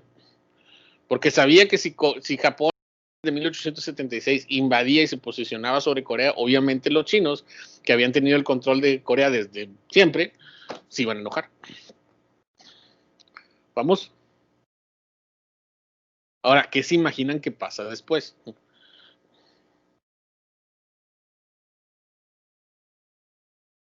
A ver, ¿qué se imaginan? Si leyeron, pues lo leyeron. Y si no, pues imagínenlo. Usen su capacidad deductiva como historiadores. A ver, si Japón volvía a conquistar o anexar a Corea, yo pienso que ahorita, bueno, en ese momento ocurrió una relación de me debes de notificar primero a mí lo que vayas a hacer en un futuro y te voy a utilizar como un país donde puedo tener recursos para mis propios proyectos. Sí, o sea, lo que ocurrió es que precisamente progresivamente los japoneses se van a ir apropiando del territorio. Como mencionaba ahí, este primer acercamiento no fue total. Los japoneses no tenían el control total de la península. Pero si se fijan, dieron un paso muy importante, que es quedarse con algunos puertos, apropiarse económicamente y demás. No sé si me explico, y ahí es donde quiero que se entienda. Hideyoshi llegó con miles de japoneses, vamos a invadir Japón. El Japón que llegó en este momento era el Japón del Meiji. Era el Japón que yo aprendí de Europa cómo conquistar. Y es un Japón que dice, lo que voy a hacer entonces no es ir con el poder de los soldados, es ir con el poder del capitalismo, con C. Sí. Y el poder armas, pero bueno. Sí, bueno, eso viene después, pero no sé si se entiende. No, el Hideyoshi fue con armas, ¿sí? Los japoneses del Meiji fueron con el poder del capitalismo, ¿sí? ¿Y cuál es el poder del capitalismo? Vas, controlas un mercado, vas y mandas personas, ¿sí? Pones tiendas en coreano. Ah, no, eso pasó en Nuevo León. No sé si ya me estoy explicando. Es como toda especie extranjera viene a México a explotar. Ajá. No, deja tú. Y por eso no sé si entienden la analogía. Lo que están haciendo los coreanos con nosotros, los hicieron los japoneses con ellos. ¿Dónde lo aprendieron? De Japón. Sí. Bueno, entonces progresivamente conforme avanzan los años, los japoneses van a emplear ahora sí voy a decir el comentario más chairo del mundo, el arma más poderosa de la historia, el capitalismo de mercado. Capitalismo y dinero. Sí, el capitalismo de mercado, que es poco a poco irte apropiando del territorio, apropiándote de su economía, explotando los recursos, su mano de obra. Sí, y eso así, y va mi nuevo comentario chairo, y eso hacía más daño que todas las armas que Hideyoshi pudo haber llevado de Japón a Corea en todo ese tiempo. ¿Sí o no? Pues las cosas como son, en ese momento sí se vio muy mal. Sí, porque entonces, fíjense, les voy a poner algunos datos así, una cronología que cuando de esta casa me acuerdo muy bien. El control chino llegó a su fin en 1893, cuando recuerden que ellos tenían tantos problemas, precisamente por las guerras de los Borges y demás, que dijeron, no, ya ya no podemos tener tributarios a Corea, ¿sí? Y entonces a partir de ese momento, y leo, dice, que donde fue fuera el control gubernamental el levantamiento de los rebeldes del movimiento de Tonghang, el conocimiento del Este, una revuelta campesina en la que participaron los miembros de un nuevo credo religioso llamado el Camino del Cielo, que pregonizaba la igualdad social. Las causas del levantamiento fueron el daño que sobre la vida de los campesinos infligían el autoritarismo y la corrupción gubernamental, y la ineficacia de su aparato administrativo y la instrucción extranjera. El avance logrado por los rebeldes obligó al gobierno coreano a solicitar la ayuda militar de China. En respuesta, Japón también envió tropas, dando un lugar a un enfrentamiento entre ambos países, que culminó con la derrota china, hecho que vino a restarle apoyo a las fuerzas conservadoras coreanas. A pesar de la derrota militar, el movimiento de Tonghang marcó un hito en la historia coreana, por representar una primera acción reformista emprendida por un actor que hasta entonces ausente, el estrato campesino, que mostró que en este movimiento las masas también podían capacitarse por organizar. Ahora los coreanos llamaron a China y los chinos no pudieron ahora salvar a sus amigos y los japoneses los derrotaron. Acto seguido, dice, aún antes de que Japón ganara la guerra, su gobierno había decidido que Corea debía permanecer independiente y las estructuras de su gobierno debían ser objeto de una profunda reforma. A instancias de Japón se promulgaron las reformas Cabo, nombre que se refiere al año en que 1894 le dieron inicio. Un conjunto de 208 leyes firmadas por el rey, entre las que merecen destacarse la abolición de las distinciones de clase, la esclavitud y el sistema de exámenes. Una reforma administrativa que reestructuraba los órganos de gobierno de manera del moderno japonés, una reforma fiduciaria que puso una circulación de una nueva moneda, así como un intento de modernizar los mecanismos de recaudación de impuestos. Vámonos así en orden. Y voy a regresarme un poquito. 1875 llegan los japoneses y controlan los puertos. 1893 los chinos pierden el control sobre Corea. 1894 los japoneses imponen una reforma a los coreanos donde modernizan a su país. ¿Sí? Y no sé si ven que esa reforma era prácticamente el modelo Meiji versión coreana. Sí, era llevar lo que habían hecho en el Meiji de quitar el sistema de exámenes, una reforma administrativa, modernizarse, poner industria. Dice, en el terreno de los hábitos y las costumbres se dispuso el cambio de los atuendos tradicionales, la adopción de trajes de corte europeo, la renuncia a fumar en largas pipas, símbolo de dignidad de Yangbang. O sea, los japoneses estaban transformando a los coreanos en lo que ellos estaban transformando y los estaban transformando los europeos. ¿Se entiende el trabalenguas? Sí. Profe, parece que Japón agarró de hijo a Corea. Exacto, yo creo que ya están entendiendo. Y es por eso que entonces todo eso da como resultado Samsung. Sí. No sé si se entiende la idea. 1897. Sí. Pues pobrecito, bueno, ahorita vamos a ver, porque pobrecito los que ahora tenemos que sufrir a Corea. Sí. 1897, el rey se instaló en el Palacio de Tokio, confinado en este lugar, sin un lugar seguro para la ubicación entre las legaciones de Estados Unidos e Inglaterra, y procedió a nombrarse emperador, debido a que consideraba que su título, Wang, rey, no era acorde con el rango que ahora debería ostentar como soberano de un estado independiente. Figuró que además lo colocaba a la par de los emperadores de China y Japón. Así Corea se convirtió de la noche a la mañana, ¿sí?, en el gran imperio Han, pero pues eso fue también una treta de Japón, precisamente para controlarlo. Avanzamos más. Déjenme, me avanzo más en esto. Después de aquí hubo como que algunas resistencias. Se menciona que, por ejemplo, ya empezó la clase. Esto tenía como consecuencia entonces que los coreanos ahora también se estaban, digamos, modernizando en educación. Y eso va a traer por consecuencias entonces que también se van a generar movimientos hasta extranjeros. Dice, por ejemplo, se creó un club que se llama el club contó con un principio, se llama el Club de Independencia. El club contó con un principio en el apoyo del emperador Kojong y de algunos personajes prominentes del gobierno. Su primera actividad fue la publicación de un periódico, el Tongjin Nim, el Independiente, el cual fue editado en Hangul y contenía además una sección en inglés.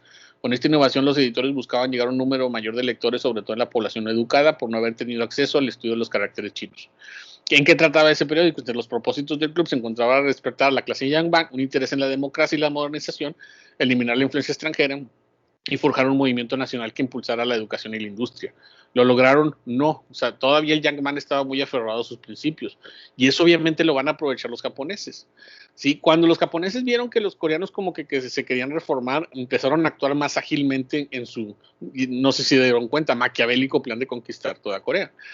Dice, leo acá, dice, de esta manera tendieron a primar una vez más los intereses de la clase en el poder reacia a abandonar sus privilegios y se echó por la borda la oportunidad que tuvo el gobierno coreano de aprovechar la ausencia de injerencia externa e intentar trazar un camino propio.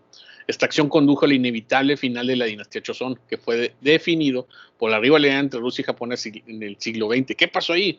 Bueno, lo que sigue. Dice, en el juego de poder internacional que rodeaba la península coreana, confluyó en 1902 un nuevo elemento, la firma del Tratado de Alianza entre Inglaterra y Japón.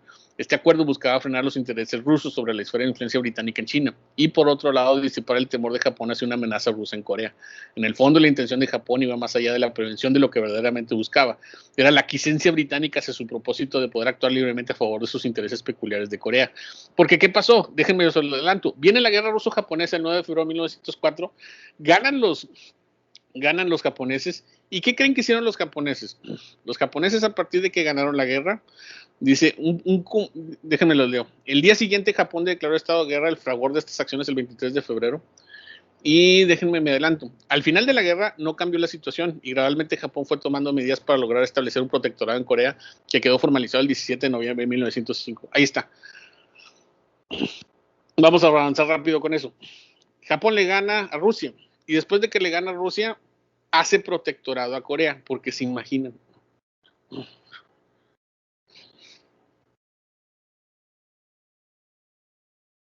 ¿Sí entienden que es un país protectorado? Por si a lo mejor no entienden el concepto. Pues Japón quería Corea para él solito. Exacto. Y la justificación fue, después de la guerra ruso-japonesa, Japón justificó su presencia como protector de Corea, porque decía, si nosotros no los protegemos, ingleses, rusos y los que puedan venir, pueden venir a invadirlos. Bien buenos ellos, ¿verdad? Buenas personas, como siempre. Sí, buenas personas. Sí, Porque me recuerda a un país vecino llamado Estados Unidos con México. Chale. Bien buenos los japoneses tratando de proteger a Corea, que no caigan en manos extranjeras. Como buen hermano mayor. Como buen hermano mayor. No, es que esto es bien interesante y bien importante. Si se fijan, esta acción que los japoneses estaban ejerciendo sobre Corea va a ser un modelo de conquista que los japoneses van a emplear después sobre Asia. O sea, los japoneses estaban convencidos o convenciendo, como lo quieran ver, de que sus acciones militares sobre Asia, que empiezan a partir de este momento, lo hacían para que la presencia extranjera europea o norteamericana, ¿sí?, se limitara en Asia o no cayera precisamente en manos de extranjeros. Ellos decían, nosotros somos los hermanos poderosos de Asia y por eso nuestra responsabilidad es proteger Asia. Sí, lo cual no es más que una justificación totalmente absurda para controlar Asia. Y Corea va a ser su primer experimento. ¿Sí? Después de la guerra ruso-japonesa en 1905 lo van a hacer como protectorado. ¿Cuánto va a durar como protectorado? 5 años, porque ¿qué pasa? Dice, leo por aquí, otra forma de acción oficial fue la de conseguir apoyos en el exterior. El emperador Kojong envió a Washington Homer B. Hulbert, un misionero protestante, para que su nombre solicitara ayuda al gobierno de Estados Unidos. No sé si se explica, los coreanos en Corea estaban diciendo, ayúdenos porque los japoneses están aquí. Petición que nunca fue escuchada. Este mismo personaje figuró entre la comisión enviada a la Conferencia de la Paz de La Haya en 1907 para que hicieran la denuncia en las maniobras japonesas. Esta comisión no tuvo acceso en pleno a la reunión y solo logró tener una conferencia de prensa con los corresponsales extranjeros. Otro intento fallido fue la misión de Syngman Rhee, un personaje que después vamos a ver, a Estados Unidos en 1905. Estas acciones lo llevaron a Ito Hibuni a presionar a Kojong para que abdicara al trono, cosa que no ocurrió. Y avanzamos y eso va a continuar. O sea, los coreanos estaban así como, oigan, los japoneses nos están invadiendo y nadie se da cuenta. Sí. De hecho, aquí le pongo, el último capítulo de esta historia se cerró luego de que Terauchi Masatake, nuevo residente del general japonés, presentara el 16 de agosto de 1910 un borrador del tratado de anexión de los ministros del gabinete. Acto seguido ordenó que sus tropas rodearan el palacio con el propósito de intimidar al emperador Sunjong y forzarlo a firmar el documento, el cual ya había sido suscrito el primer ministro Ji Wang-yong y el propio Terauchi. El tratado se hizo público el 29 de agosto de 1910. En esa misma fecha, los emperadores de Japón y Corea promulgaron respectivamente los edictos en el que reiteraban su propósito común de buscar la unión entre Corea y Japón. Así, se cumplieron los designios japoneses de dominar el reino de Choson. A partir de este momento, o sea, 29 de agosto de 1910, Choson pasó a denominarse Chosen, convirtiéndose así en una región Gaichi, o territorio exterior, nombre que daba a las colonias de ultramar, mientras que los nuevos súbditos, los 14.7 millones de coreanos que vivían ahí, pasaron a ocupar la categoría Senjin, o nativos, nombre que los diferenciaba de los japoneses identificados como Naichi, gente del exterior. De esta manera, Corea perdió su soberanía estatal, ¿sí? O sea, no se fijan, en 1905, déjenme regreso así desde el principio para que hagan ustedes y si lo pueden anotar, para que hagan ustedes su cronología. ¿Cuándo llegaron los japoneses? 1875. ¿Cuándo se fueron los chinos? 1893. ¿Cuándo se aplicaron las reformas japonesas? 1894. ¿Cuándo fue que precisamente nombraron protectorado a Corea? 1905. Sí, y después de 1905, que bueno, no mencioné muy bien lo que pasó, pero se menciona que como que empezaban a darse ahí intenciones de rebelión para independizarse de Japón. En 1910, un general japonés dijo, hasta aquí, vamos a anexar Corea. Corea dejó de ser Corea, dejó de ser Choson para pasar a ser Chosen. Los 14.7 millones de coreanos que habitan ahí pasaron a ser parte del imperio japonés y Corea perdió su independencia en 1910 y pasó a ser territorio japonés conocido como Gaichi, ¿sí? O territorio exterior, ¿sí? Una primera colonia exitosa japonesa que va a lograr precisamente el propósito ya después que pues vamos a ver. Sí. O sea que progresivamente, si se fijan, en pocos años y casi sin gastar un solo militar, los japoneses, ¿sí?, se apropiaron de Corea, ¿sí?, totalmente. ¿Qué se les iba a poner? Pero no me acuerdo qué era. Qué listos. ¿Cómo ven? A partir de este momento, Corea se convierte desde 1910 hasta 1945 en colonia japonesa. Siento que los europeos vieron a Japón con cara de nada mal, niño. Sí. Aprendieron bien. Por ahí la otra vez vi un meme de eso. Así era. Solamente que lo borré porque se me hizo muy ofensivo. Lo iba a poner, pero luego dije, no, se me hizo muy ofensivo. Viene una potencia así europea, no me acuerdo cómo venía representada, diciéndole a los japoneses, sí, así se hacen las cosas. Capaz era Gran Bretaña. Pero no sé si nos damos cuenta de la tragedia que pudo resultar esto. O sea, al final el éxito japonés se debió a que fue una conquista diferente. Por eso les digo, veámoslo así, veámoslo de esta manera. La historia japonesa se puede resumir en cómo, al interior, cómo fue un país que logró mantenerse estable a través de acuerdos que siempre mantuvieron con China y con los países que lo rodeaban. Su fracaso radica en que no pudieron reformarse y no pudieron, digamos, estar preparados para la inminente llegada de los extranjeros. El triunfo japonés sobre Corea, ¿sí?, se debe precisamente a que supieron jugar en las cartas del nuevo juego mundial. No sé si me explico. Por eso la primera invasión y la segunda es bien interesante analizarlas. La primera invasión, la de Hideyoshi, que es en el siglo XVI, es una invasión colonial al estilo europeo de esos años, que trataban de ir, conservar territorio y modificar. Se dieron cuenta que no podían. Segunda invasión fue nueva, bajo nuevos propósitos, nuevas reglas y un Japón distinto, ¿sí? Entonces por eso la invasión va a ser distinta. Creo que ya encontré la imagen que les quería poner.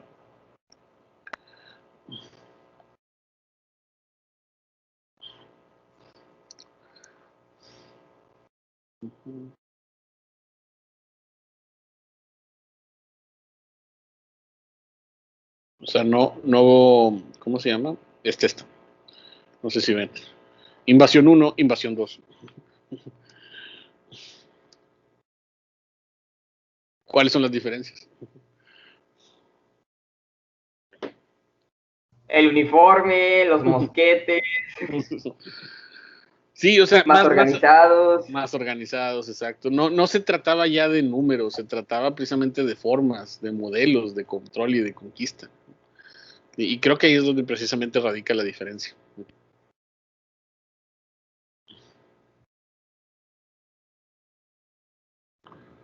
Ok, bueno, creo que con eso terminamos. ¿Cómo ven? Digo, ¿por qué terminamos? Porque ya de aquí lo que vamos a ver en adelante va a ser precisamente ahora la invasión, el colonialismo japonés y la guerra de Corea, que prácticamente sea al final. Digo, no sé si se entendió. ¿Cuándo termina precisamente la colonia japonesa? En 1945. ¿Por qué? Pues ¿por qué se da? Sí. Las dos bombas. Sí, las Dos dos grandes bombas, las guerras mundiales. Hay dos explosivas razones para que Japón haya abandonado Corea. Ahora, no sé si también con esto nos se están dando una idea. Ya con nuestros 3 países, base que estamos viendo, estamos entrando a la fase, ¿sí? Donde ya estos países ahora sí empiezan a jugar con el juego internacional. ¿Sí? A partir de lo que veamos aquí con China, con Corea y con Japón, ya los vamos a ver involucrados en el panorama internacional y en el juego internacional de lo que son las guerras mundiales, la crisis del 29. Pues. O sea, ya no van a ser esos países aislados que estábamos viendo y que a nadie le importaban. Ahora sus decisiones van a ser importantes. Porque sí son importantes, porque es importante la creación de la República Popular, porque es importante Japón en la Segunda Guerra Mundial, porque es importante la guerra de Corea. ¿Sí? Negarlo yo creo que es, pues sí, negar que eso realmente es así.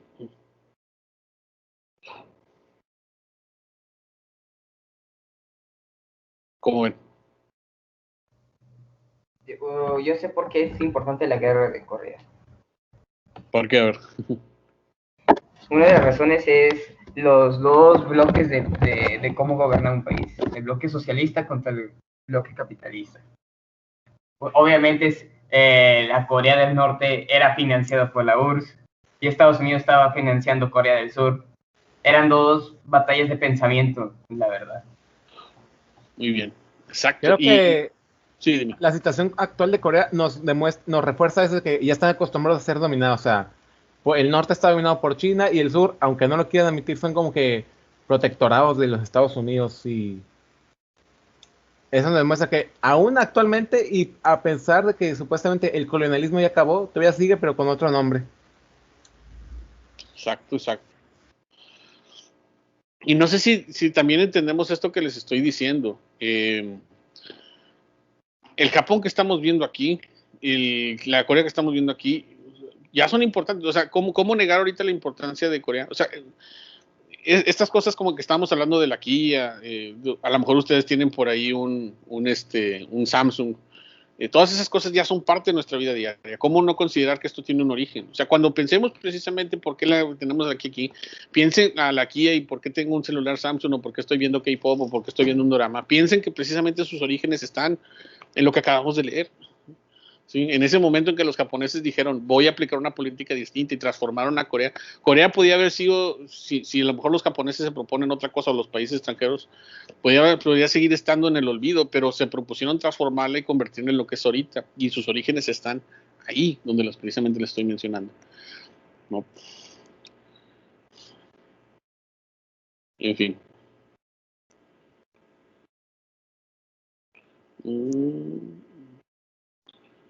Hay una lectura que quiero que hagamos, pero se me hace que es después.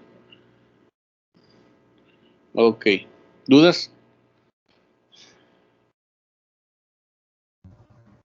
No por el momento, profesor. Muy bien. Estoy buscando por aquí, espérame un poquito.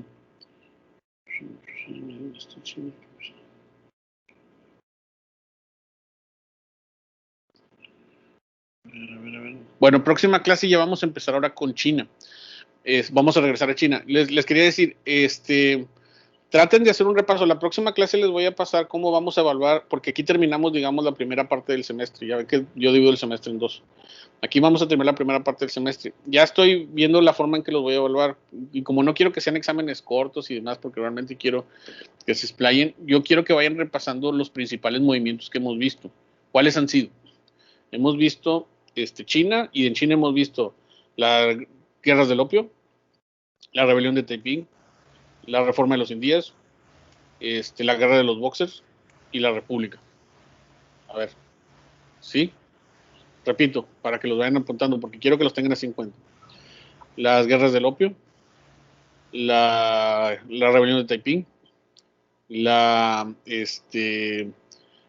reforma de los Indias, la guerra de los boxers y la república con Sun Yat-sen y todo lo que vimos. Eso es en el caso de China. En el caso de Japón vimos la unificación con Nobunaga, Hideyoshi y Tokugawa y la restauración Meiji. ¿sí? Ese es en el caso de Japón. Y en el caso de Corea, lo que vimos hoy, de Choson a Chosen. De esos temas voy a derivar precisamente la evaluación que la próximo lunes ya les voy a decir en qué va a consistir. Que lo más probable es que sea algo tipo ensayo, porque la verdad le he estado dando muchas vueltas y así como que ponerles un examen de opción múltiple, no sé qué tan conveniente sea en el precisamente desarrollo de ideas que quiero que tengan de todo lo que hemos hablado. Sí, pero ya les diré cómo va a ser, pero por lo menos tengan en cuenta los temas y tengan en cuenta los temas para que tengan en cuenta las lecturas donde precisamente les voy a pedir que desarrollen esto. ¿Sí? ¿Dónde están todas esas lecturas? ¿Están en Nexus o están en Teams? Ahí están. Y ya son las 12, ya estamos acabando. No sé si hay alguna duda con lo que les dije.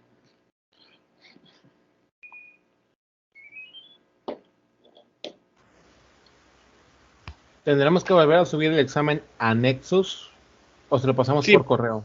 Posiblemente sea Nexus. Sí, no va a ser a Nexus. Pero ya les diré cómo. El lunes les digo cómo y cómo va a ser. Porque no va a ser un examen así típico. Va a ser algo parecido a lo que, de hecho, el semestre pasado hicimos, ¿se acuerdan? De contestar preguntas y demás. Nada más que ahora, como los temas son más amplios, voy a tener que ser más medido, si no, les va a salir una tesis de todo lo que hemos hablado. ¿De una vez? De una vez la tesis sobre Asia. Y bueno, les estoy mostrando, no sé si ven la pantalla, aquí vienen las lecturas que hemos visto: Dinastía Qin, Japón, el samurái como símbolo. Esta Asia Oriental es una que vamos a ver después, pero son todas las lecturas que vamos a ver en el semestre. Nosotros la próxima clase vamos a continuar donde habíamos dejado a China. Con Yuan Shikai, ¿se acuerdan?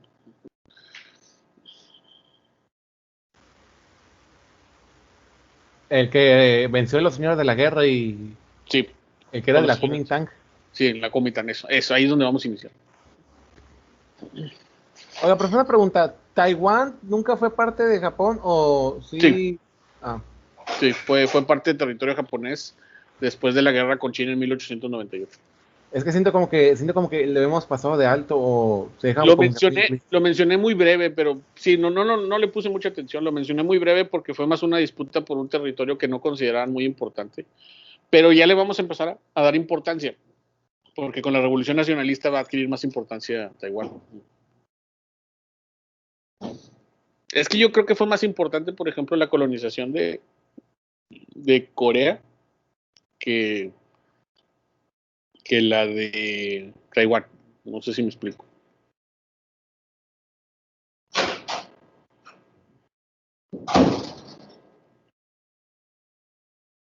Bueno, no sé qué más falta, oigan.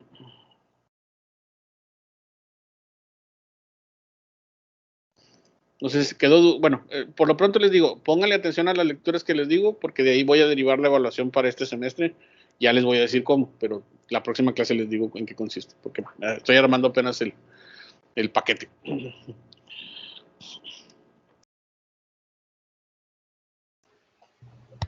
Sublime. Pues por el momento no, profe.